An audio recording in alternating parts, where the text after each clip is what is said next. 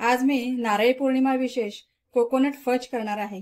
Coconut fudge म्हणजे जे लोणावळ्याच्या मगनलाल चिक्कीच्या दुकानामध्ये जे कोकोनट फज मिळतं सेम टू सेम तसाच फज मी आज घरी करणार आहे। तर ते कसं करायचं आपण पाहूया। नमस्कार, मी आनंदी कुणाल पाटील। मी माझ्या करी अँड राईस या चॅनलमध्ये तुमचं सगळ्यांचं खूप खूप मनापासून स्वागत करते।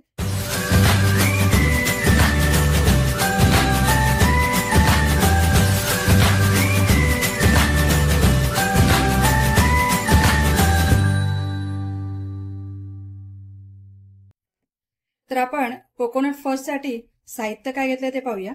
त्यासाठी मी हे दोन मोठे नारळ खवणून घेतलेले आहेत। हे दोन मोठे नारळ घेतलेले आहेत। त्याच्यानंतर आपल्याला अर्धा लिटर दूध लागणार आहे आणि 100 ग्रॅम आपण काजू घेतले। हे काजू मी मिक्सरवर फिरवून घेणार आहे। अर्धवट फिरवून घ्यायचे आपल्याला, थोडी पावडर आणि थोडे त्याचे तुकडे राहतील असं आपण मिक्सरवर फिरवून घेणार आहोत, म्हणजे भरड करून घेणार आहोत मिक्सरवर। हे बघा, हे काजू मी मिक्सरवर फिरवून घेतलेले आहेत। थोडे ते तुकडे आहेत आणि बाकी पावडर आहे, असे आपण मिक्सरवर करून घ्यायचे, फिरवून घ्यायचे। 400 ग्रॅम साखर घेतलेली आहे।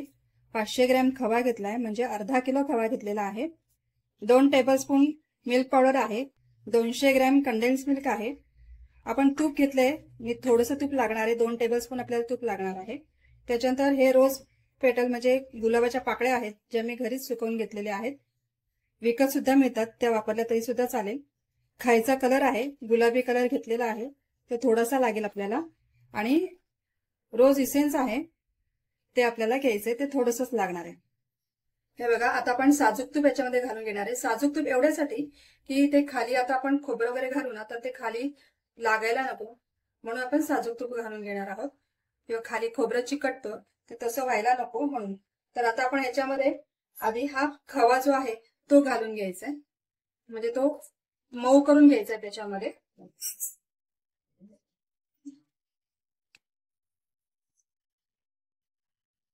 त्याचे सगळे हे जे गठ्ठे आहेत ते सगळे फोडून मऊ करून घ्यायचं। आता हे बघा, आपला हा खवा चांगला आता मऊ झालेला आहे। आता याच्यामध्ये आपण खोबरं घालून घेऊया।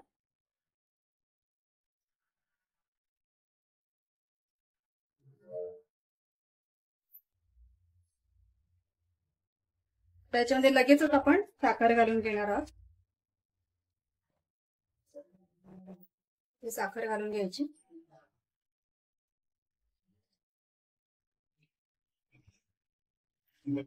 गॅस मोठा ठेवायचा।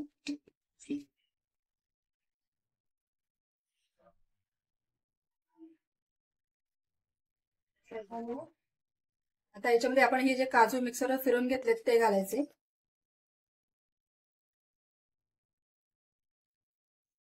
ते सगळं एकजीव करून घ्यायचं। आता त्याच्यामध्ये दूध घालून घ्यायचं। दुधामुळे आपलं खोबरं चांगलं शिजेल।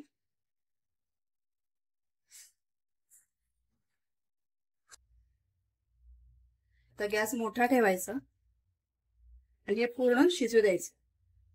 आता हे जे आपण याच्यामध्ये दूध घातलंय ना, ह्या दुधामुळे खोबरं छान मऊ शिजतंय आणि सगळे जे आपण पदार्थ घातले ते सगळे एकजीव व्हायला मदत होते, म्हणून आपण त्याच्यामध्ये दूध घालून घेतलंय। तर हे दूध आटेपर्यंत आपण हे असं ढवळत राहायचं। खाली लागायला पूर्ण आपण थोड्या थोड्या वेळाने असं ढवळत राहायचं। हे बघा, आता हे आपलं दूध ह्याच्यामधलं बऱ्यापैकी आटलेलं आहे। आता आपण याच्यामध्ये कंडेन्स मिल्क घालायचं। मिल्क पावडर आणि कंडेन्स मिल्क आता घालून घ्यायचं।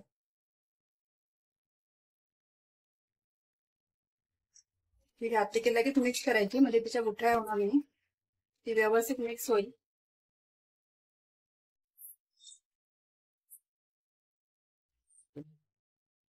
हे घातल्यामुळे चव अजून छान येते। कंडेन्स मिल्क घालून घ्यायचे।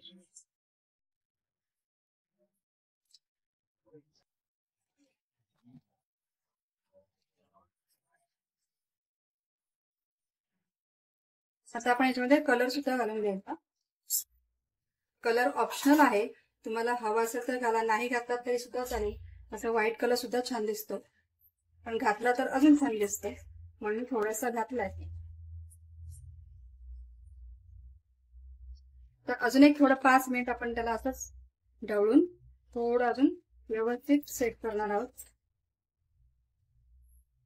तर मी इसेन्स घालते 5 ते 6 ड्रॉप्स, म्हणजे 5 ते 7 थेंब आपल्याला त्याच्यामध्ये फक्त घालायचे.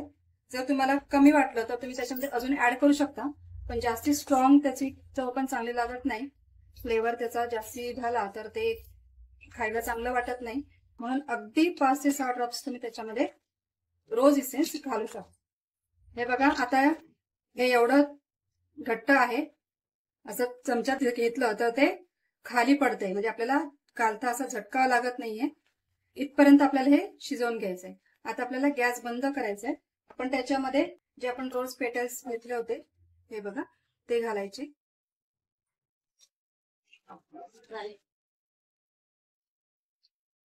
आपलं आता हे फज तयार आहे. आता आपण गॅस बंद करून घेतलाय. आता हे जसं गार होईल तसं ते घट्ट होईल, सेट होईल व्यवस्थित, जसं आपल्याला हवंय तसं होईल. आता आपण हे थंड करत. हे कोकोनट फज दिसायला जेवढं सुंदर आहे ना, खायला तेवढंच गोड आणि सुंदर आहे. अगदी मऊसूत आणि तोंडात टाकताच विरघळणारं असं हे कोकोनट फज एकदा नक्की ट्राय करा. आवडलं तर मला कमेंट करून नक्की सांगा. व्हिडिओ आवडला असेल तर लाईक, शेअर आणि सबस्क्राईब करायला विसरू नका.